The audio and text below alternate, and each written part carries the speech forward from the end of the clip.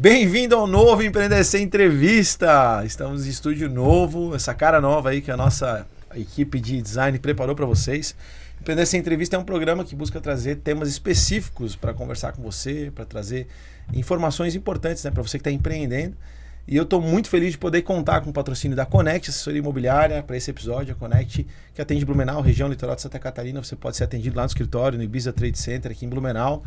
A Connect está à disposição de vocês e, claro, o apoio da Jovem Pan 88.7, que cedeu esse estúdio maravilhoso aqui para a gente vir gravar o Empreender SC Entrevista. Obrigado, Jovem Pan. Se tornou uma grande parceira do Empreender SC nos últimos meses, né? Fizemos um evento juntos também.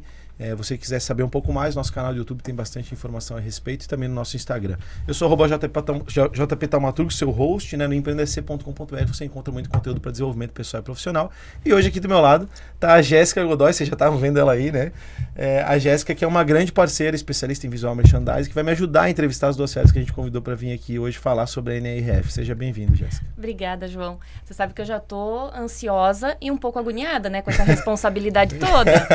Mas cara, eu te chamei vamos aqui. lá. A Jéssica é especialista em varejo e o que a gente vai falar hoje é sobre a NRF com o Arthur Pires. Obrigado, Arthur, por ter topado, e o Bruno Tiergarten. O Arthur, que é head de novos negócios e e-commerce da Beagle e também responsável pela vertical de transformação digital da SCMC, Santa Catarina Moda e Cultura. E o Bruno, que é da Megasul Sistemas, já teve lá no nosso podcast, né, Bruno? Já conversou com a gente lá.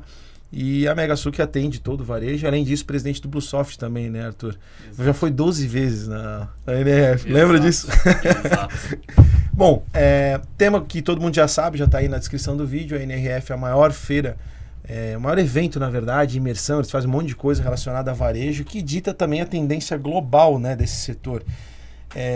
Apesar da gente ter noção do que o que é estar na NRF, né? Então, acho que começamos pelo Arthur, que teve a primeira vez lá, depois o Bruno complementa, que já foi mais vezes também. Não, perfeito, João. Na verdade, foi a primeira vez mesmo que eu estive na NRF. Sempre acompanhei aqui os pós-NRFs, de quem voltava, né? E sempre me instigou a ir para lá e entender o que era. Né? A NRF ela foi criada em 1911, né, pela Associação de Varejo dos Estados Unidos. Está na sua, né, essa aqui é a edição número 113 em 2024. Para mim, pela primeira vez, foi algo espetacular em termos de qualidade de conteúdo. Me surpreendeu bastante em termos de organização, em termos de atemporalidade do que foi discutido. E teve uma frase que eu achei super interessante, João, que era: nem tudo aquilo que você vê na NRF vem para o varejo brasileiro, mas tenha certeza de que tudo aquilo que está no varejo brasileiro passou pela NRF. E para mim foi exatamente esse sentimento que eu tive. Então nós somos tremendamente influenciados, né? Exato, exato. Temos que entender isso melhor. E aí, Bruno, como é que foi lá? Eu vejo que a NRF, ao longo dos anos, ela vem evoluindo muito a quantidade de pessoas, de participantes, quantidade de brasileiros que vão. Então, é meio que um pontapé inicial para o varejo brasileiro hoje, a NRF e tudo que acontece lá. Porque, apesar de ela ser uma feira para falar de varejo, ela traz muito de tecnologia. Então, são mais de 1.000 expositores de tecnologia. Então, tudo que é focado em tecnologia para varejo, para fazer com que o varejo cresça, fazer com que o varejo prospere de alguma maneira, tá lá com as tendências, com isso falando de tecnologia. E falando de conteúdo também, são mais de acho que 190 palestras ao longo desses 3 dias de feira, começa num domingo e vai até a terça-feira. Então, são dias muito intensos e os brasileiros, acho que em torno de 2.700, 2.900 brasileiros esse ano, e vem crescendo a cada ano. Então, quantos são total participantes? 40 mil. São 40 mil participantes. Então o Brasil tem uma parcela bem interessante, considerando que boa parte do planeta está lá. A segunda maior delegação, João, depois dos americanos, é a delegação brasileira com 2.900 participantes. Caramba, cara. Então tem o pontapé do varejo mundial e brasileiro nesses 3 dias de feira. E fala-se português, tem instrução em português para quem quiser acompanhar placas de orientação em português. Então tem um caminho bem legal para os brasileiros irem lá. E é um convite aqui, eu acho que é um estímulo também nessa conversa para que mais e mais brasileiros possam estar presentes a cada ano lá. Você sabe o que eu queria de vocês também? Saber para quem tem vontade de ir para a NRF. Como que vocês fizeram para ir para lá? Porque geralmente a gente tem, né, missões que fazem pra gente poder ir pra lá, pra conhecer, enfim. Mas eu acho que isso é bacana também pro empreendedor, pro varejista que tá aqui nos ouvindo, saber um pouco desse caminho, de como ir até lá. Bom, Jéssica, o que eu percebi, como eu me organizei também para ir, né? Eu fui com uma missão empresarial aqui da Fater, né? Junto com alguns empresários aqui de Blumenau. Você pode ir avulso, você pode comprar, adquirir isso no site, mas isso envolve uma complexidade relativamente grande. Minha sugestão é que você vá com alguma missão empresarial. Por quê? Porque não só você vai ter essa burocracia de conseguir um ingresso, de pagar o ingresso de maneira mais fácil, só que você também tem a possibilidade de ter uma empresa organizando não só a NRF em si, a ida, mas os eventos que são paralelos a ela. Então, por o nosso exemplo, né? A gente, por exemplo, a gente visitou quase mais de 25 lojas e empresas do varejo de Nova York. Poxa, o fato de você ir numa missão empresarial te ajuda nessa organização. A gente foi visitar, por exemplo, a Louis Vuitton na Quinta Avenida. Foi um agendamento prévio de pelo menos uns 2-3 meses antes da gente chegar lá. Nos receberam 1 hora antes da loja abrir e explicaram absolutamente tudo, da organização, do VM da loja, como é feito a distribuição de métodos dos vendedores, a organização dos produtos. Eu ia comentar justamente isso, vocês têm uma espécie de imersão nessa missão, né? Então essa visita na Louis Vuitton foi justamente, não tem necessariamente a ver com a NRF, mas sim com a organização do grupo brasileiro que foi para lá, né? Para deixar esse link, né? É que a cidade de Nova York, ela já se prepara. Como está na 113ª edição, a cidade... 113ª. A cidade se prepara muito para receber as pessoas. Então, a Louis Vuitton provavelmente fez a troca de vitrine dela, da mesma maneira que a Microsoft recebe quem foi visitar a NRF, recebe nas lojas. Então, há já um caminho natural, elas trocam a vitrine delas para estar numa exposição melhor, para que possa receber as pessoas, mostrar as tendências, mostrar o que está aplicando e de alguma maneira essa visita também inspira para a gente fazer nas nossas lojas. Obviamente a Louis Vuitton é um parâmetro muito mais alto do que a gente tem como operação do cotidiano, pelo valor dos produtos, pela forma que é essa loja, mas elas entregam uma porta aberta para quem quiser visitar ela com agendamento, com planejamento de missão, então de uma delegação. Então essa delegação que o Arthur participou junto com a gente, ela faz parte daqui de Blumenau, uma estrutura empresarial que chama Get Global Experience, que faz com que empresários possam se conectar entre um relacionamento. A gente eu e o Arthur nos conhecemos dentro dessa missão para trocar experiências, um pouco do que ele faz, um pouco do que eu faço, visitar lojas, ver a tecnologia na ponta, na loja. Então, além dos 3 dias de feira, é um caminho de várias atividades paralelas, palestras paralelas ou outros eventos que são organizados para visitar lojas, visitar empresas. Então, tem uma semana aí bem intensa e assim, eu diria assim, quem está começando a ficar com vontade de ir para a feira já se movimenta nos próximos meses. Porque... Agora, né? Já. E são várias, né, as empresas que fazem isso. Tem inúmeros, não só empresas, mas também tem Sebrae, tem vários que acabam fazendo essas missões. Isso é muito legal e eu vejo pelo menos, porque, claro, além da NRF, e Nova York está respirando a NRF nesse período, mas conhecer essas outras empresas e ter brasileiros perto de você para poder discutir isso, para poder depois também fomentar e falar, olha, isso aqui será que não daria certo para a gente trazer essa ideologia ou trazer uma ideia, ou enfim, porque você sai de lá carregado de insights, né? Deve sair também muito motivado, né? Porque é um ambiente que com certeza gera uma energia, apesar do frio que eu vi o Arthur passar no Instagram dele, sim, com certeza deve sair muito motivado, né? Durante o que a gente estava conversando fora do ar, tu comentou sobre o panorama econômico que se dá lá também, né? Sim, porque com certeza, obviamente, se está falando de um setor, de um mercado, deve fazer um panorama geral para entender como que a economia global vai se comportar e influenciar o varejo. E teve alguma experiência que vocês tiveram que trouxe essa visão para vocês lá, né? Sim, total. Só dando um passinho para trás, João, no que a Jéssica comentou, o legal de ter tantos brasileiros o networking que você faz, tive a sorte de uma das palestras, quem sentou do meu lado foi a Luísa Trajano, dona da Magalu. Então, a palestra... Aleatoriamente, assim. O cara tá sentado assim, ali, a Luísa...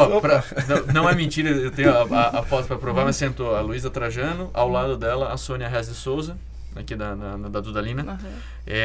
Foram duas aulas à parte, a palestra em si, e vendo as duas conversando sobre o que estava sendo discutido. Então, o networking que você faz é extremamente interessante, muito rico. São empresários, né, executivos dos mais diferentes setores. Legal. E, João, você falou da parte de cenário econômico, né, bem rapidamente, mas o que a gente teve de principais tópicos, né?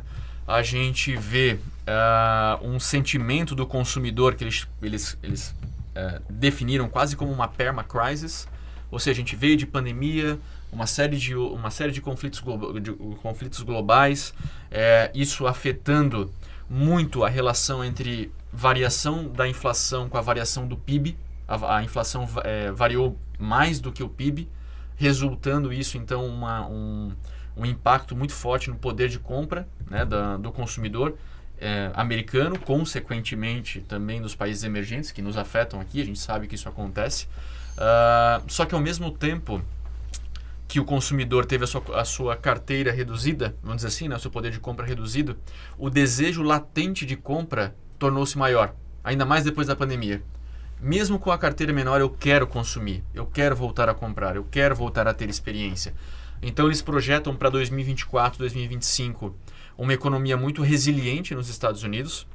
Então isso, né, somado a uma estabilidade da inflação entre 24 e 25, vai fazer uma economia crescer, né? A economia vai crescer, haja visto que você tem uma inflação controlada. Uma inflação controlada lá, para nós, no países emergentes, significa um direcionamento de capital para cá, fazendo com que o nosso crédito torne-se minimamente mais barato, aquecendo o nosso varejo.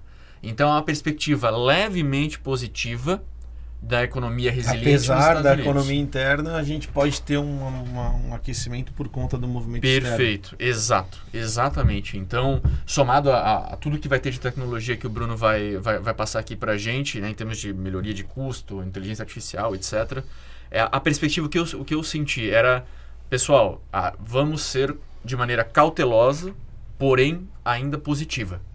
E isso traz toda uma influência no comportamento, na composição do que forma esse novo consumidor nesse cenário, que é super interessante, e também nos novos hábitos de consumo que a gente viu na feira, né? Cara, muito interessante e até esperançoso, né? A gente começa a ficar um pouco mais tranquilo. A gente já se anima, né? Bom. Quando você fala, né, disso, realmente, de mudar essa forma do consumidor e que o consumidor está ávido a consumir. Eu vejo que a gente precisa entender que hoje em dia já não é mais só uma troca, né? Eu te dou um produto e você me dá o dinheiro. Tem que ter uma experiência. Perfeito. E dentro disso de experiência, eu sei que vocês viram muita coisa bacana na feira com relação a como trazer essa experiência para o ponto de venda, usando tecnologia e principalmente o que vocês destacariam até que a gente conseguisse trazer para quem está nos ouvindo, para o varejista, que ele possa também ter um insight do que ele possa fazer no ponto de venda deles, né? De coisas que são factíveis. Porque a gente vê, claro, você falou da Louis Vuitton, ela tá num degrau acima. Mas tem muita coisa que a gente visualiza ali que acaba servindo, né, para a realidade de algumas lojas, né? Então, eu quero de vocês, o que vocês viram com relação a isso, a tecnologia, enfim, para trazer esse público, para trazer essa experiência realmente para o ponto de venda. Eu vejo que a tecnologia, ela tem que ser sempre meio, assim, e não atividade fim. Então, assim, eu quero aumentar as minhas vendas. Ter uma série de tecnologias que podem ajudar nisso como um complemento. Eu quero ter um problema de estoque, quantidade de estoque que eu tenho lá. Existem tecnologias que podem ajudar a reduzir essa estocagem de produtos. Então, eu acho que a gente tem que primeiro... tem muita coisa legal, mas o que eu quero utilizar para qual fim da minha atividade. Então, se eu falar de estoque, eu tenho, por exemplo, uma análise de dados. Posso fazer uma avaliação de tudo que eu tenho produzido, de estoque de produtos, o que eu tenho de planejamento de demanda futura, E o Brasil tem um desafio muito grande que a gente nunca sabe como é que vai ser o próximo semestre, o próximo ano. Então, o PIB vai subir entre 1 e 3, mas quanto que é 1 e 3? É bastante coisa, mas pode ser que dê menos 2. Então, no final das contas, a gente está sempre nessa dúvida. Então, é difícil planejar. Que é incontrolável mesmo, né? Como é que vai ser o Dia das Mães? Do nada caiu uma bomba e aí acabou. Ou do nada, sei lá, um Paulo Guedes da vida fala alguma coisa.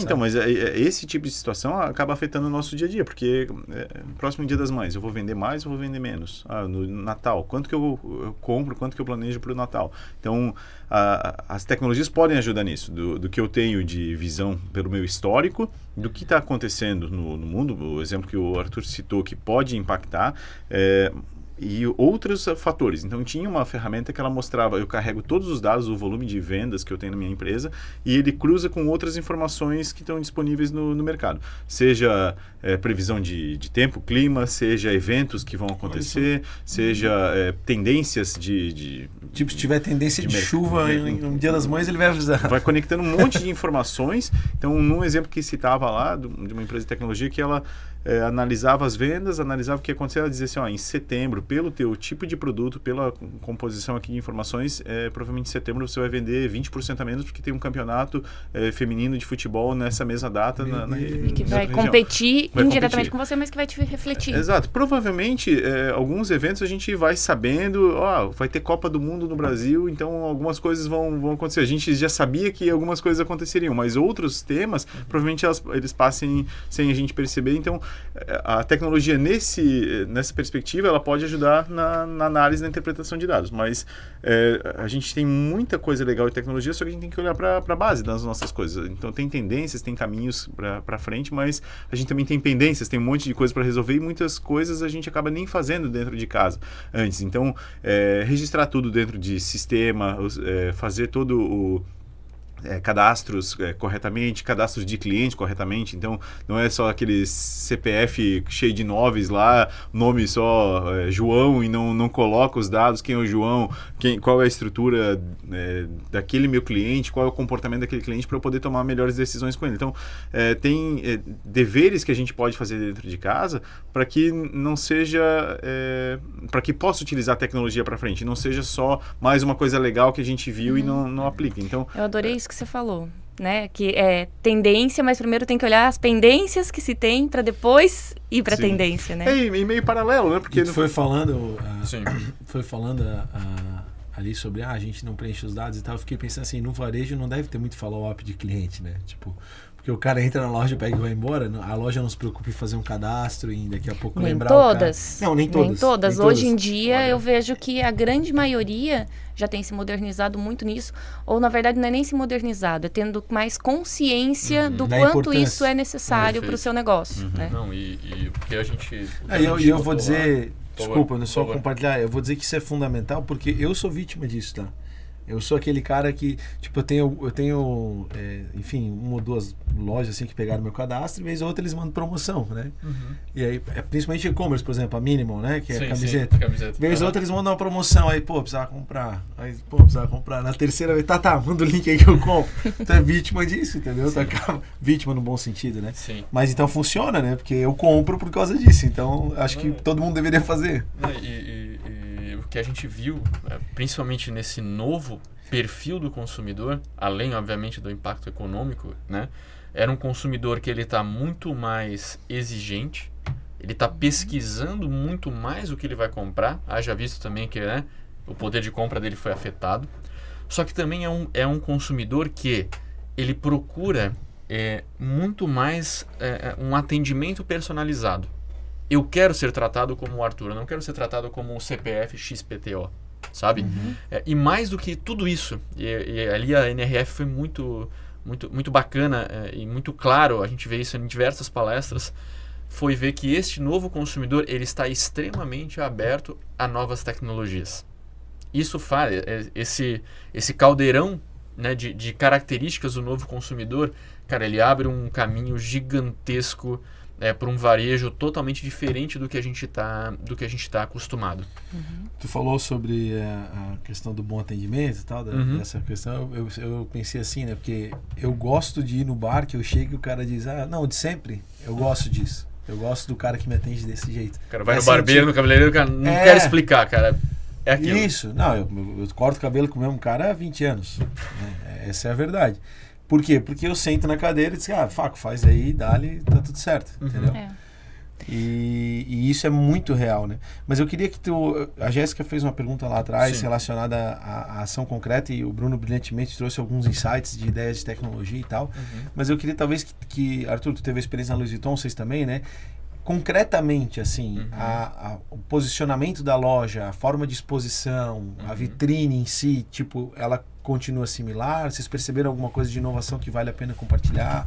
Perfeito. João, na verdade, o que a gente percebeu, não só na feira, então, mas também nas visitas técnicas, foi o seguinte, que a loja, no conceito de PDV, de ponto de venda, aonde o cliente entra num determinado local, tem uma série de produtos expostos, ele escolhe um, paga e vai embora, eu não tenho medo de dizer que esse conceito ele está fadado a acabar.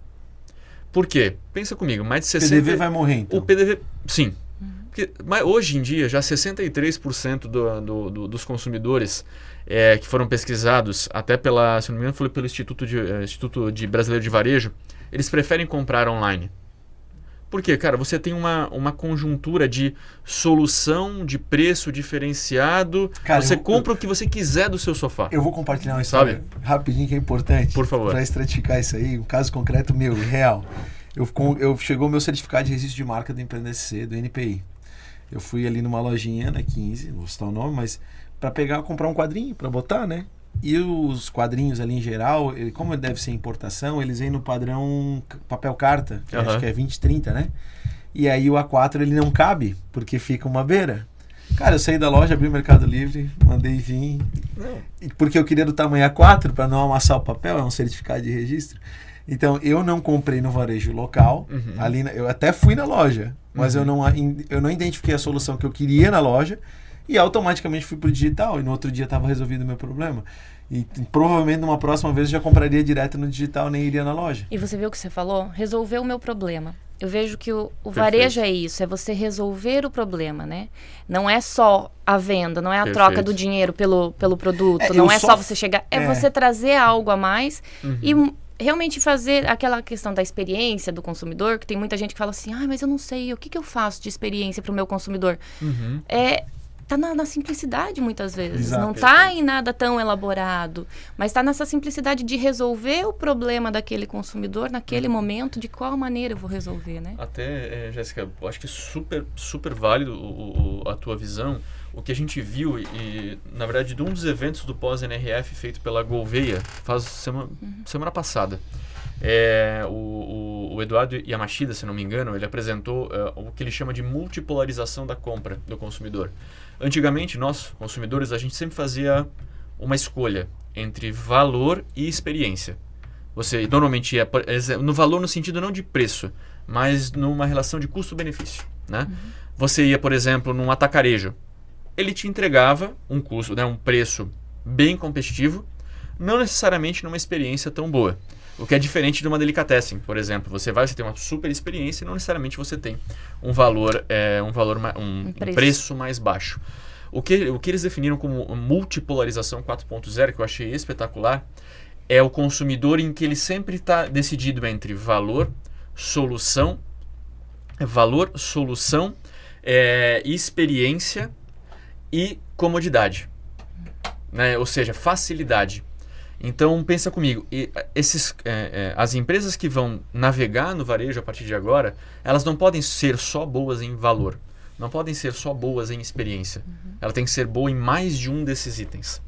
Então, vou dar um exemplo aqui para vocês que foi apresentado na NRF. A Shine, por exemplo, que está aqui no Brasil. Cara, você compra o que você quiser, certo? No sofá da sua casa. Cara, você tem um preço relativamente competitivo, certo?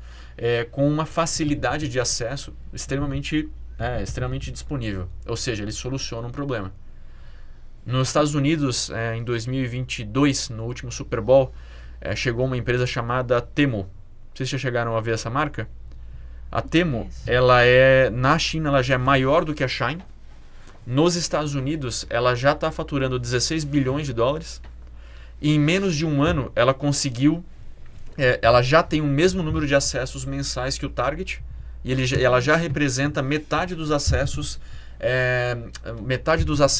da Amazon. Em menos de um ano e meio. Imagina. E ela já começou no Super Bowl. Como é que ela consegue isso? Obviamente com toda a parte Só de inteligência... no Super Bowl, Não, exato. Com a inteligência artificial aplicada, mas ela tem uma facilidade aplicada ao cliente muito grande. Eu consigo o que eu quero no sofá da minha casa, sabe? Numa experiência sem fricção nenhuma. Então, o que a gente vê de mudança do PDV, voltando à tua pergunta, né, João e Jéssica, a morte do PDV como um local simplesmente de compra. Esse link, perfeito. E a gente vê um local de experiência, eu sei que isso está meio batido, mas uma experiência que seja válida ao consumidor. Então a gente viu uma série de lojas lá nos Estados Unidos, podemos citar aqui, mas onde eu tenho a experimentação dos produtos facilitada, uma Gloster da vida que a gente visitou, uma loja de brinquedos chamada Camp, mais de 70% do faturamento da Camp hoje, ela fatura em torno de 800 milhões de dólares ano, ela vem de eventos que eles fazem na loja para as crianças. O brinquedo virou coadjuvante, né? Para ser bem específico, 70% do faturamento vem de eventos, os outros 20% vem de verbas cooperadas com os fabricantes, seja ele Disney, né, as demais fabricantes de brinquedo, ou seja, só em torno de 30% a 20% vem da venda do produto.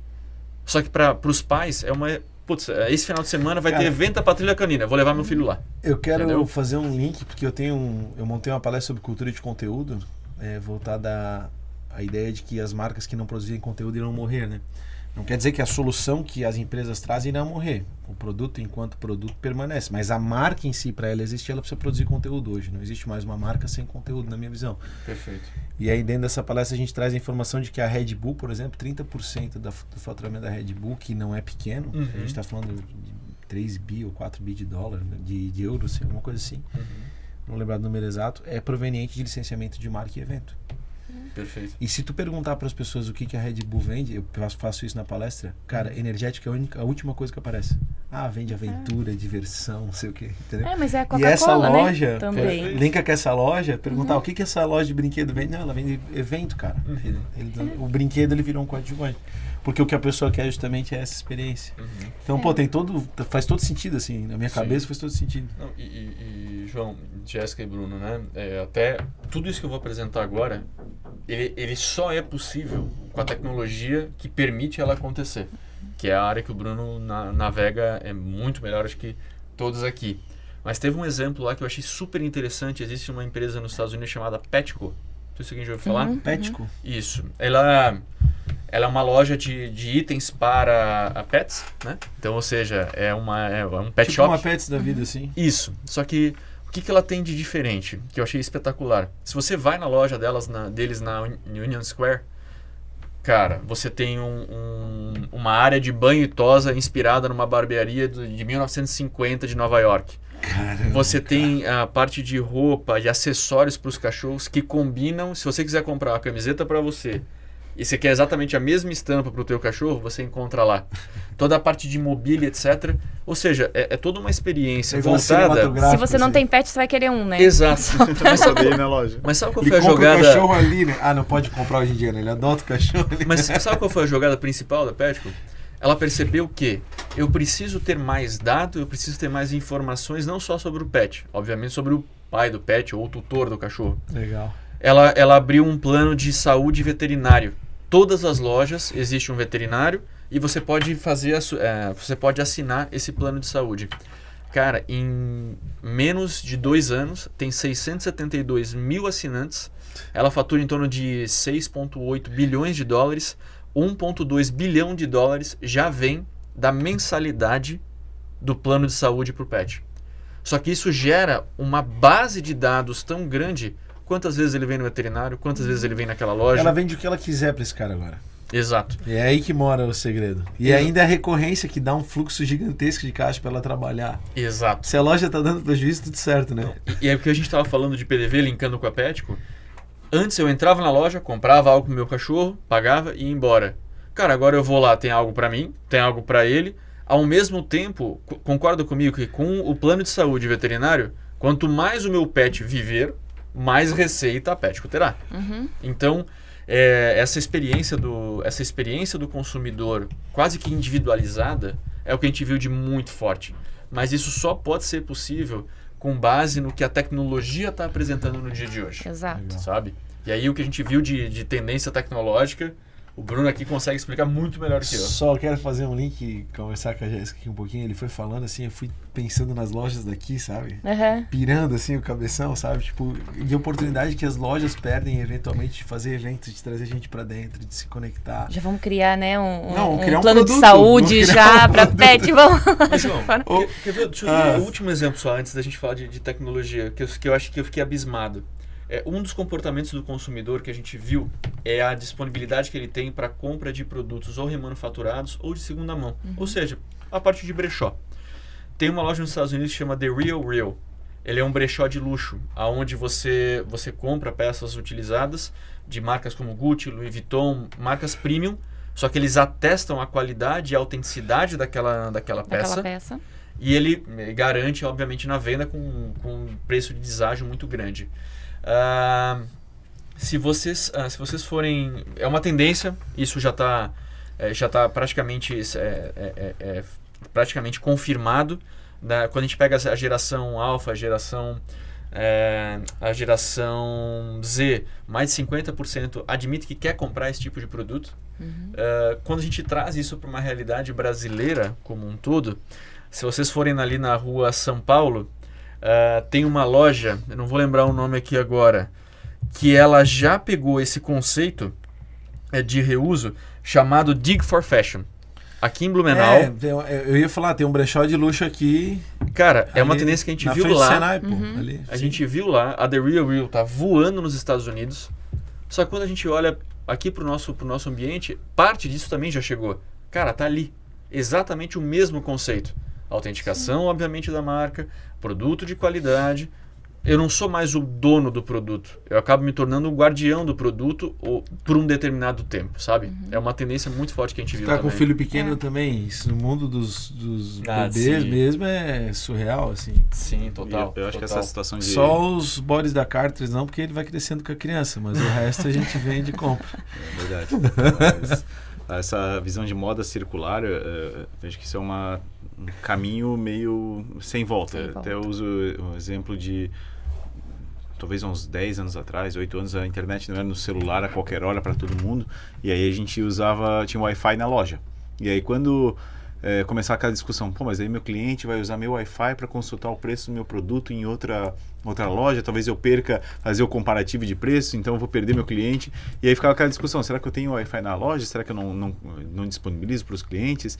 E no final, hoje, todo mundo, quanto mais Wi-Fi na loja, melhor, porque aí eu também, inclusive, consigo monitorar o funcionamento o que o cliente está acessando. Então, a gente passou por essa questão de Wi-Fi e superou totalmente. E eu vejo que hoje essa parte de segunda mão, de segundo uso dos produtos, tanto aplicando tecnologia, que eu vou falar um pouquinho para frente, mas colocando isso numa questão central. Porque a gente gera tanto produto, tanta coisa, porque...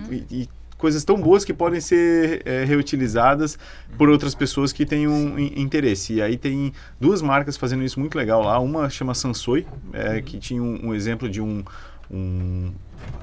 tag na etiqueta do produto. Então, eu compro o produto, já vem com um QR Code, que eu uso aquele produto, eu consigo rastrear para saber se ele é original, se é a peça única, a procedência dele, saber que aquele produto é exatamente da fábrica que eu comprei. E aí, tipo, esse tag não tem como falsificar, né, cara? Porque ele tem que estar vinculado, é um link que está vinculado à base de dados da marca. Da marca.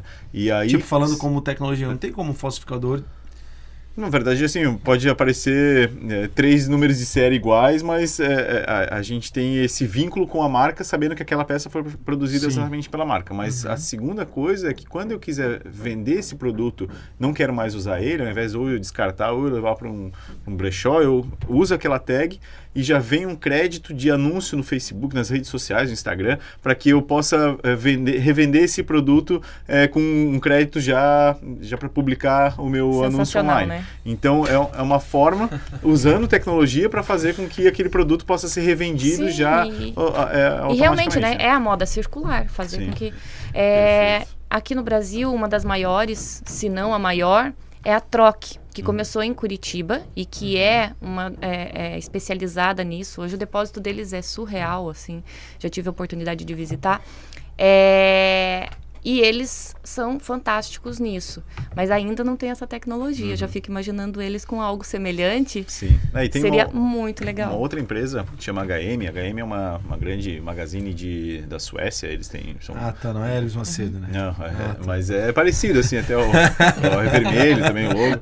E tem uma similaridade com essas lojas que a gente tem aqui no Brasil, mas é uma rede bastante grande, multimarcas. Parece, né? E a HM, no aplicativo dela, eu consigo levar a peça, que já era usada minha, eu levo para a loja, coloco lá num depósito para entregar aquela peça e pelo aplicativo eu gero um crédito. Então eu tenho um cupom de desconto, eu tenho um retorno de entregar aquela peça para que eu possa comprar uma nova peça dentro da minha... da loja. Então, ele faz com que a moda circular aconteça com a sua própria empresa dentro da HM e eu levo a peça da HM que eu comprei anteriormente para fazer esse crédito. Eu meio que devolvo e ganho um crédito. E aí a HM deve vender com um ágiozinho. Ou talvez ela só também... Alguém vai utilizar aquele produto que é um produto bom, de boa qualidade, mas ela está usando ali a tecnologia pelo aplicativo dela, então, além dessa situação de fazer a devolução dentro do aplicativo, ela também consegue fazer um acompanhamento dentro da loja de onde estão os produtos que eu quero comprar. Eu posso navegar ali no aplicativo, olhar, eu marco 3 camisetas e aí eu vou para a loja e por geolocalização eu sei, tá no segundo andar, naquela gôndola o produto. Então ele vai me guiando para eu chegar no meu produto de forma mais rápida. Então ele conecta os dois mundos do físico e do digital para que o cliente possa ter uma experiência melhor. E o Brasil acho que é o segundo país do mundo que mais utiliza celular. Atrás da Indonésia nós somos, acho que a gente fica em média 5.3 horas. Fala isso bem na hora que eu tô aqui no celular, cara. Já estou falando de propósito. Mas, então, a gente também tem que pensar as nossas ações no uso. Todo mundo está com o celular na mão o tempo todo, então como é que a gente faz com que a aplicação de alguma tecnologia possa utilizar o celular? Seja para gerar conteúdo, seja para assistir, engajar na minha marca, mas tem muito uso, tem que pensar o uso para o celular. E, novamente, a tecnologia sendo meio. Eu quero a minha atividade fim, que é trazer cliente na loja, é vender mais meus produtos, é fazer com que ele possa ter uma experiência. Então tem lojas que estão fazendo espaço instagramável na loja. Então com fundo verde, com uma disposição para que as pessoas possam utilizar os produtos lá na loja. Você sabe que hoje no Morumbi Shopping, em São Paulo, a grande maioria já tem.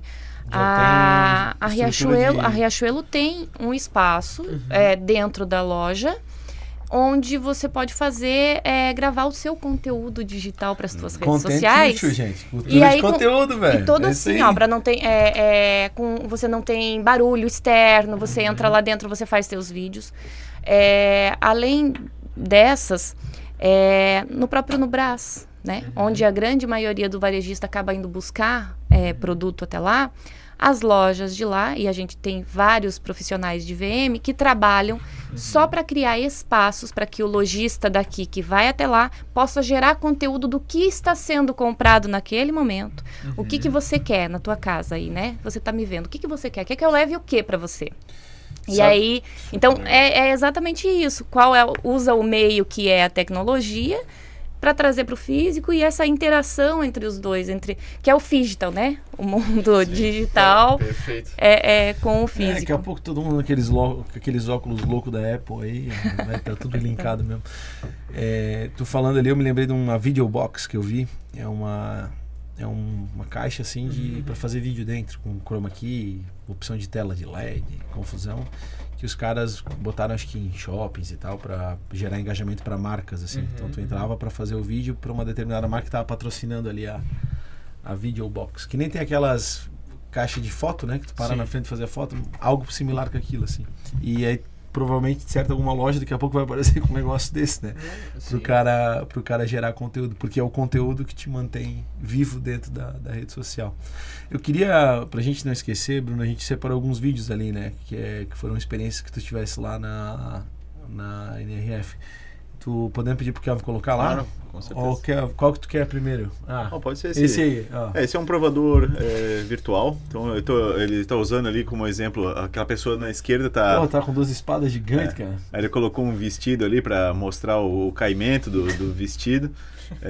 Aí eu já falei para ele que eu não queria ficar usando aquele vestido, mas ele falou, ó, pula, ele mostra o movimento do vestido como se fosse o tecido mesmo. Mas se fosse seda, seria um comportamento do tecido, se fosse outro material. Aí ele tá trocando todos os materiais ali para mostrar. Agora eu tô com uma armadura, então isso pode ser utilizado como um provador virtual, como uma visualização de como que seria a peça. Esse aqui é um robô, se chama Apollo. Foram 8 anos para desenvolver esse robô dessa empresa Pepetronic, se eu não me engano, junto com a NASA. E ele tem condição de carregar 25 quilos caixas. Então ele pode substituir um humano para fazer trabalhos... Reposição de produtos. Só voltar ali no provador. A ideia do provador é que a pessoa tenha uma noção de como a roupa fica nela antes de colocar a roupa no provador, fisicamente falando. Né? E tem pode ser o uso aplicado diretamente ou pelo cliente querer ver uma coisa diferente na loja, ter uma experiência diferente na loja, porque o mais desafiador é fazer com que o cliente entre na minha loja e queira ver os meus produtos e comprar. Então, criar formas do cliente poder ver as coisas dentro da minha loja é um formato. Né? Então, aqui é uma aplicação, também tem um aplicativo no celular.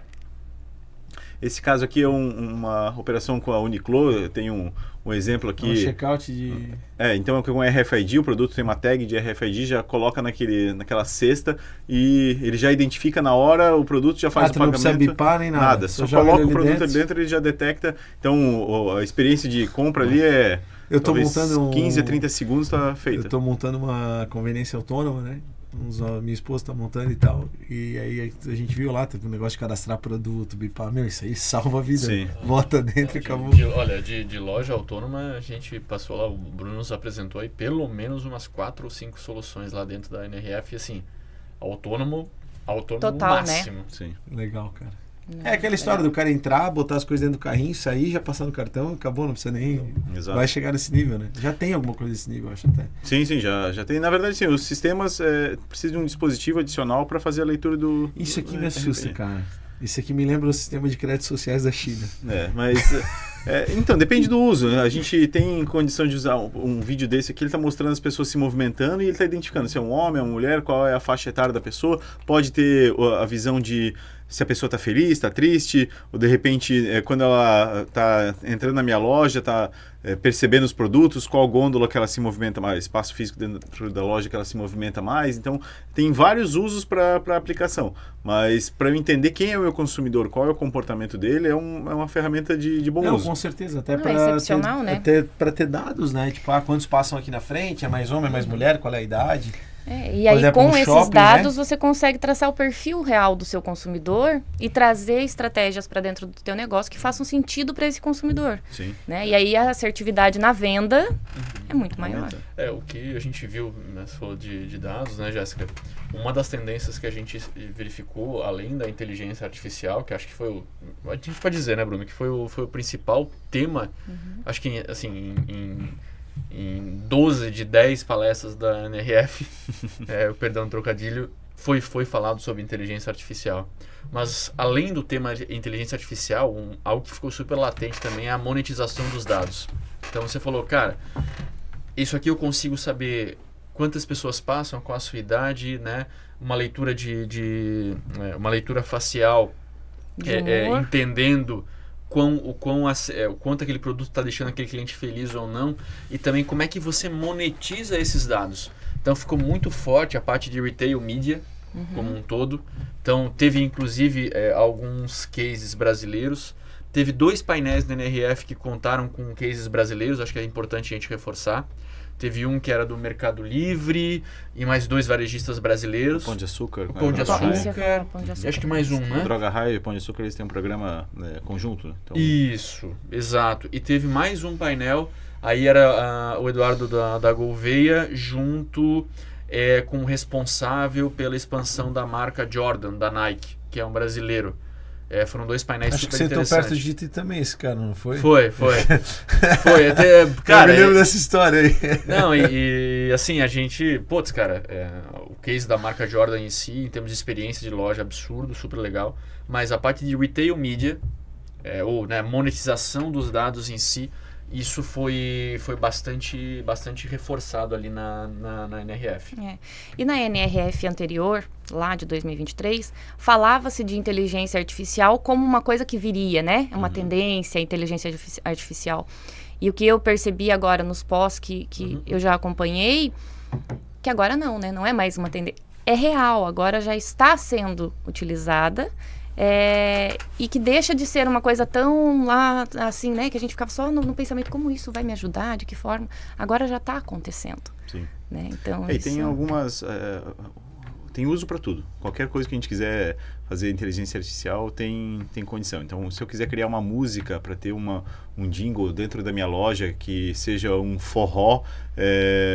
que o texto, eu passo lá 4, 5 palavras do que eu quero e ele já gera o texto para mim, a música ele gera e depois o ritmo, ele constrói a música inteira para eu deixar como jingle, é uma possibilidade. Se eu quiser criar um vídeo meu falando sobre a minha marca ou sobre o meu conteúdo para vender para a China, os meus produtos, exportar para a China, eu consigo fazer um vídeo sem falar nenhuma palavra em chinês. Eu vi o Faustão falando inglês esses dias, não sei se vocês chegaram a ver isso. Não, mas eu, por exemplo, eu tenho um vídeo meu que eu... Muito bom, cara. Eu gravo aqui falando 30 segundos, falando eu sou o Bruno, eu tenho uma empresa de software de gestão de varejo e 30 segundos. Aí depois ele transforma isso num avatar, que sou exatamente essa imagem aqui, e eu crio o texto, ou eu falo 3, 4 palavras e peço para o ChatGPT construir o texto para mim, e aí ele fala em português.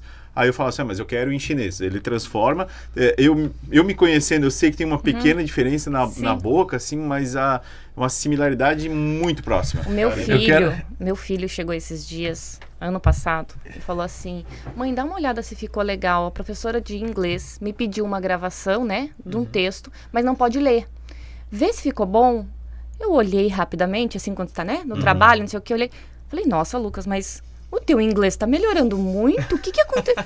Falei, Lucas, me explique melhor. Tá muito diferente, porque eu sei o inglês dele e o inglês dele. Não, eu só queria saber se você percebia, não sou eu falando. Sim, a gente tava usando e daí a gente fez, será que eu mando? Falei, pode parar, né?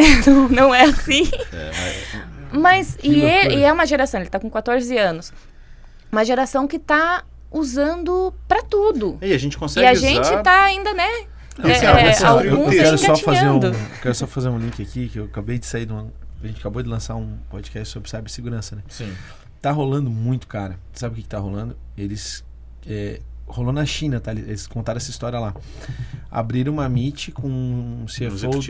Agora 128 milhões de dólares, eram 4... Era como se fosse o board, mas os 4 ou 5 do board ali eram inteligência artificial. Era robô falando de mentira. Não eram os caras. Sim. E o cara fez os pagamentos achando que era a equipe dele. Imagina. Então, tipo assim, se você receber falando sério, cara, se você receber um vídeo de um familiar seu pedindo dinheiro que foi sequestrado ou qualquer coisa assim, liga pra ele antes, vai procurar ele, porque pode ser uma inteligência artificial. É sério? Sim, mas sério, eu acho que a gente vai reaprendendo, sabe? Acho que tem coisas aí que a gente vai passando. Mas é assustador. É assustador, mas o Pix, há um ano, começou aqueles golpes de Pix de celular, clonar aquele número que vinha um número falso. Então, acho que são coisas que a gente vai aprendendo. Como tinha golpe do bilhete premiado, que muita gente caía lá atrás. Então, é que o brasileiro, né? O brasileiro são chinês também, né? No final das contas, a gente viu esse cenário, mas é assim, eu acho que... Eu falo brasileiro aqui porque é uma brincadeira que a gente tem nos nossos episódios. Que uma vez a gente fez um episódio sobre seguro. E, cara, era só história dos caras dando golpe de seguro e tal, não sei o que. Aí, pô, o brasileiro, aí surgiu esse negócio do brasileiro aqui na mesa, mas fica tranquilo. Mas eu acho que assim, a gente tem muito uso de tecnologia e principalmente de inteligência artificial para potencializar os nossos negócios. Então, quando eu vou comprar algum produto online, uma das principais coisas é o conteúdo que está sendo falado daquele produto. Então, se eu vou na loja física, eu pego o produto, eu vejo o telefone, como é que é, mas quando eu estou online, eu preciso saber as características dele do que me interessa. Então, Um chat GPT, nesse exemplo, poderia me ajudar a gerar conteúdo. Eu tenho um exemplo lá de quero vender granola sem açúcar e eu quero um texto bacana. Ele constrói para mim um texto super bacana, super bonito daquilo. Se eu quiser construir uma foto de alguém comendo aquela granola com iogurte, alguma coisa, eu consigo construir uma foto, criar um conteúdo. Então, as ferramentas estão disponíveis para todo mundo. Então, se eu quero vender a minha granola feita aqui em Blumenau para a China, eu consigo usar uma outra inteligência artificial para construir aquela mensagem. Mas tem que saber chinês. usar, né? Saber o que eu quero, e aí a tecnologia está ali para ajudar para qualquer tema. Então, deve ter ferramentas de inteligência artificial para qualquer coisa que eu quiser utilizar. Mas qual é o melhor caminho para eu gerar o melhor resultado para o meu negócio no que eu quero? E até pegando o gancho da Jéssica, em termos de nova geração, pensa, né? A gente tem uma geração que está chegando, cara, e ela não só nasce digital, só que ela também já nasce, né? Minha filha, né? Tua filha, teu filho, tua filha também, ela já entende o que é a Siri, ela já entende o que é a Alexa. Pra vocês terem uma noção, em 2021, o total de vendas globais por assistente de voz era 4,6 bilhões, 2021. Em 2023, esse total passou para 19,4 bilhões. Sim. Ele quadruplicou em menos de 3 anos. Então, ou seja, imagina, a influência da tecnologia não é só me ajudando a comprar mais rápido e melhor. A gente viu cases ali na própria NRF em que a tecnologia ela sugere o que você quer comprar. Tem um aplicativo que chama, se não me engano, é Zelando o nome. Ele é uma inteligência artificial onde você digita ou você fala não aquilo que você quer comprar em peça de roupa. Eu quero uma camisa branca com essa característica. Você fala qual ocasião você vai ter e como você quer se sentir. Tem um casamento em Barcelona no verão. Poxa, eu quero me sentir confiante. Ele pega aquela informação, que não é mais um produto, é um sentimento e uma ocasião, ele entende o teu perfil de compra e ele apresenta para você uma série de looks, uma série de produtos, uma série de lojas. É surreal, né? Cara, é surreal. Se vocês quiserem hoje baixar no celular de vocês, tem um aplicativo chamado PI, que na verdade é Personal Artificial Intelligence Assistant. É o teu assistente pessoal de inteligência artificial. Você pode baixar agora no teu celular. Ele te ajuda com agenda, te ajuda em otimização financeira. É como se fosse um secretário ou uma secretária, um assistente. Um copiloto, né? Um copiloto para o teu dia a dia. Cara, está disponível. Pode baixar agora no celular de vocês. Entende? Copilot. Teve boas palestras sobre o Copilot e sobre o ChatGPT, né, Bruno?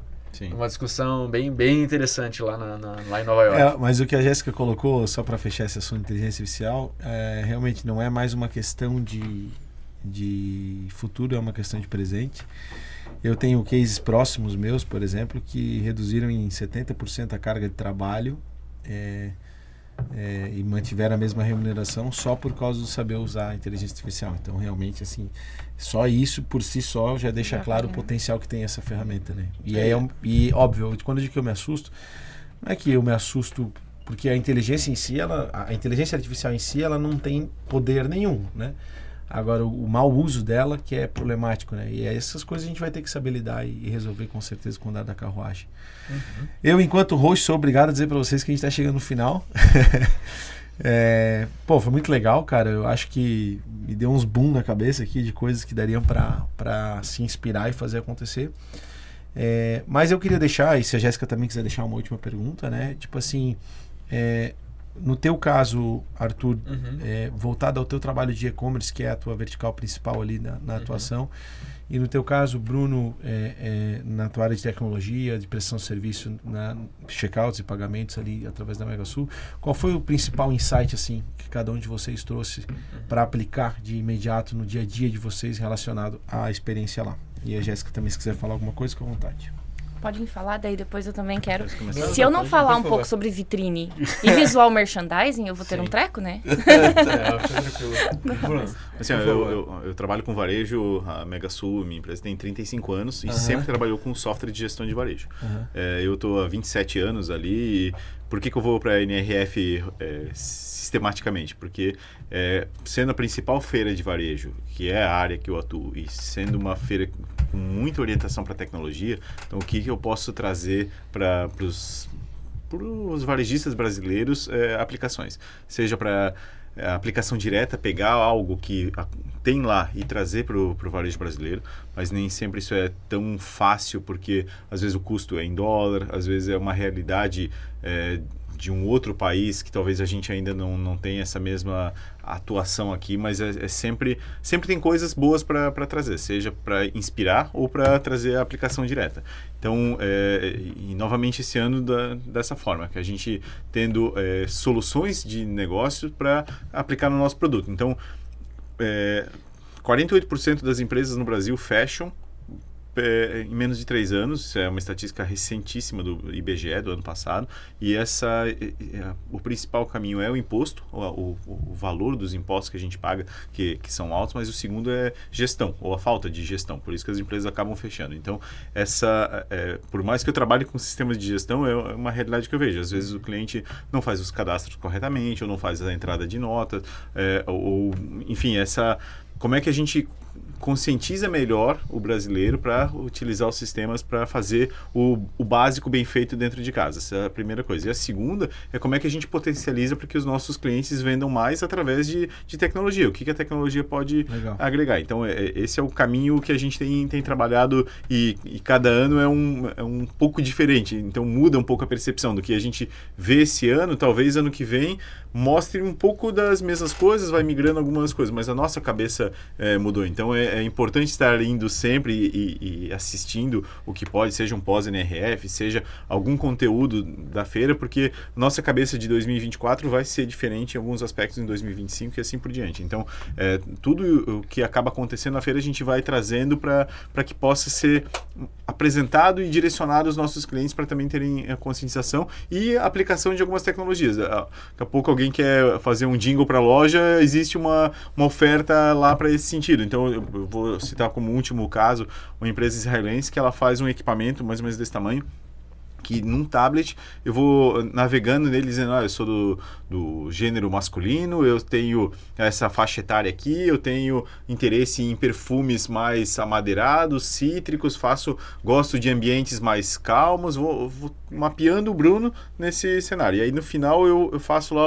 a validação e ele sai um cheirinho num papelzinho que eu provo aquele perfume. Esse aqui é o cheiro que eu mais gosto, seja para um perfume que já tenha no mercado, que seja similar com esse meu interesse, ou criar uma fragrância específica do Bruno, do que ele gosta. Então, há caminhos que a gente pode direcionar já para aplicação nas nossas lojas aqui. Então, trazer o que está acontecendo no mundo para aplicação no nosso varejo. Esse é um caminho muito importante para a gente, e convidar quem tiver interesse em participar com a gente nas próximas missões, com certeza vai ser de grande valia. Legal, Arthur. Olha, da minha parte, principalmente para os desafios que eu tenho hoje, né?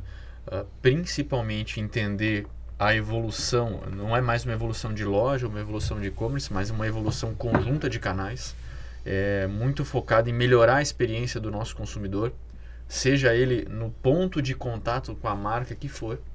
Então, olhando para o nosso site, né, na parte de venda online como um todo, como é que eu trago mais experiência para esse cliente? Como é que eu individualizo o atendimento para ele? Né? Como é que eu trago mais tecnologia embarcada para esse cliente na moda que ele consome no dia a dia? Então, foram insights super interessantes que vieram de lá, sabe, João? Assim, a gente trabalhar melhor o produto como um meio para uma experiência diferente. Também foi um input, um insight que foi super relevante para o nosso dia a dia. E o que eu faço, assim, uma reflexão muito, muito forte. O que eu me perguntei por que eu não fui para lá antes? Essa que é a verdade. Fiquei surpreendido positivamente. Eu acho que aqui na nossa região, principalmente em termos da competição que o mercado têxtil, o mercado de moda vai enfrentar nos próximos anos, a gente precisa de mais e mais e mais e mais eventos que nos façam repensar, nos façam abrir a cabeça em termos de solução, em termos de experiência, em termos de otimização de custo. E acho que a NRF é um prato cheio para isso. Os principais varejistas do Brasil estão lá. Acho que Santa Catarina e Blumenau não pode ficar atrás. Tem que estar lá. Tem que estar bebendo do que ele tem de mais relevante, mais inovador para o nosso mercado, porque os nossos concorrentes no exterior já estão na NRF, já estão aprendendo, já estão bebendo dessa água há algum tempo. Então, acho que para a nossa região aqui, fica também o convite e o reforço que a gente precisa estar na NRF. Legal. O que eu ia falar, que eu brinquei, né, com vocês, que eu não posso deixar de falar da vitrine do ponto de venda em si, mas entender de vocês também e rapidamente, o que eu vejo do varejo é que realmente a gente vai ter um varejo que ele tem o digital junto, mas ele vai estar muito mais humanizado, que é essa personalização para o cliente, para você entender o que ele de fato quer. E o store design da loja, ela precisa estar contemplando tudo isso e fazendo com que realmente ela seja atrativa para que a pessoa queira estar no ponto de venda. Seja por um provador diferente, um provador interativo, seja por um espaço instagramável, seja por N possibilidades. E eu queria daí terminar perguntando para vocês realmente, dentro do que vocês viram da NRF, a gente entende que o ponto de venda, e eu concordo com o que você fala, que está realmente morto, mas o que vocês interpretam de que precisa melhorar para que a venda física esteja também alinhada à venda digital, né? Então, os dois precisam ter a mesma comunicação. E como que vocês enxergam isso e o que vocês tiram de lá da NRF com relação a isso? Olha, o que eu tiro de lá, Jéssica, nesse sentido, tá? Que a loja, o ponto de venda físico, ele tem que passar por uma ressignificação, sabe? A gente precisa garantir que o cliente ou o consumidor, no que chegue na loja, não só seja bem atendido, mas que ele tenha uma experiência de compra, uma experiência de produto sem fricção, sabe? A loja em si, ela tem que ser um ponto de encontro, um ponto de geração de novas ideias, algo super diferente, né, do que muitas vezes a gente encontra no dia de hoje. Então, esse ressignificar do ponto de venda, eu vejo que ele precisa acontecer, sabe? Então, muitas vezes você ter um espaço, como você mesmo falou, para gerar conteúdo, né, porque antes você pesquisava e comprava. Agora você precisa ser impactado, você precisa ter conteúdo, o conteúdo gera interesse, o interesse gera a compra. Então, a pergunta que a gente tem que fazer é: o que a nossa loja, o que o nosso ponto de venda físico tem que fazer para gerar mais conteúdo, gerar mais interesse e que, by the way, no final, gere também mais venda. Legal. Não.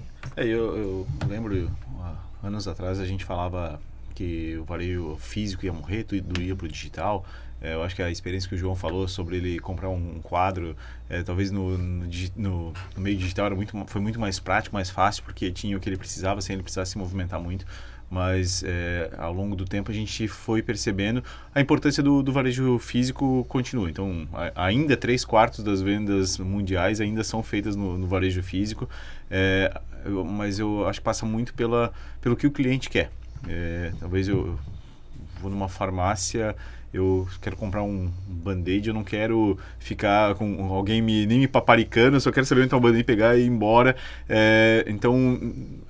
Mas, por outro lado, alguém talvez queira na farmácia, precise de uma assistência maior. Então, acho que entender, de alguma forma, entender o que aquele público está precisando, o que ele está querendo. Quando eu vou comprar algumas coisas muito específicas, eu já vou direto também numa plataforma digital, mesmo que eu tenha que pagar um frete, eu vou fazendo a conta, eu vou até o centro, vou fazer o tempo disso, chega hoje, chega amanhã. A praticidade, né? Mesmo que tenha um frete, acho que no final das contas é entender o consumidor, o que ele está querendo na loja. Eu acho que tem um papel fundamental a loja física, vai continuar tendo, mas ele talvez seja um pouco e se adaptando ao que ao que o meu cliente quer. E aí eu preciso conhecer o meu cliente, saber o que eu estou oferecendo para ele para entregar a melhor solução. Que seja um ar-condicionado bem geladinho na loja no dia de Blumenau, que está bastante quente. Talvez ele, no mínimo, ele já vai querer entrar na minha loja. Então eu tenho que pensar quais as coisas para tirar o atrito, para que não seja uma barreira para ele comprar um produto, Legal. que seja mais prático. Então, eu acho que passa um pouco disso para eu ajustar meu olhar no meu cliente, o que ele quer. Cara, Perfeito, tudo que obrigada. vocês falam, na verdade, eu linko com a minha história concreta e vou percebendo que está ligado absolutamente à realidade, né?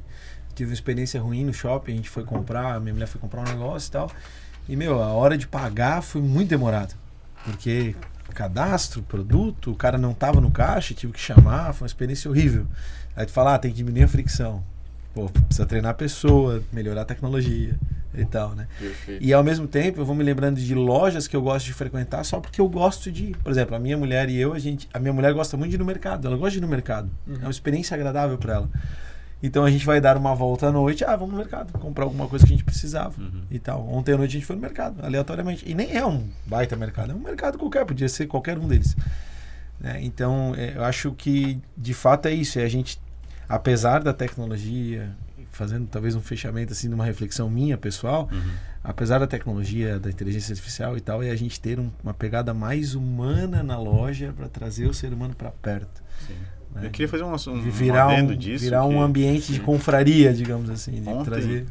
acho que foi ontem ou anteontem, eu vi um supermercado na Europa que eles têm a gente está acostumado a fast checkout, passar rápido, não quer ficar na fila esperando, mas eles têm um slow checkout, que é para os idosos, para as pessoas que vivem... Que querem conversar, que querem... Então... eu vi. E aí isso fizeram uma loja, completamente deu contramão certo. do que você imagina que é. Exato. Vem cá, vamos conversar aqui no... Então, mas porque vem uma pessoa que quer conversar, um idoso, enfim, Claro. cada um tem a sua realidade, mas é entender o seu público, acho que Mas isso é exatamente um isso. pouco, e aí acho que eles testaram na primeira loja, deu certo, e eles têm, se não me engano, 200 lojas, e Legal. já adotaram em todas as lojas ter esse slow checkout, muito massa. porque ele tá olhando o cliente deles que tem essa... É e aí tinha um entender cafezinho, um o chat lá cliente pra conversar. de fato. Uhum. É isso, né? Exato. É você conseguir compreender o teu cliente e saber o que ele quer. Exato. E principalmente trazer aí esse público que talvez estava ávido desse tipo de coisa, que já não aguentava mais. E você tem esse público agora cativo, né? Sim, exatamente. Aí você cria, ao invés de clientes, cria uma comunidade. E que é muito Perfeito. mais forte. Perfeito. Cara, tu falou isso agora, eu queria acabar agora, eu não fala isso, que agora eu vi um a H1 Editora é uma editora brasileira que eu respeito muito, né? Eles têm vários livros bons e aí eles postaram lá alguma coisa, um livro novo que você não pode mais vender, porque você não vende mais produtos, você tem que vender um movimento. Você tem que criar comunidades. E o que eu empreendo é isso, é uma comunidade, é um movimento. Aí quando eu link, eu olho, pô, que legal, estamos no caminho. Perfeito. Pessoal, quero agradecer vocês, obrigado. Esse novo formato aqui no estúdio, gostei muito, obrigado, viu, Kelvin? Tá aí com a gente.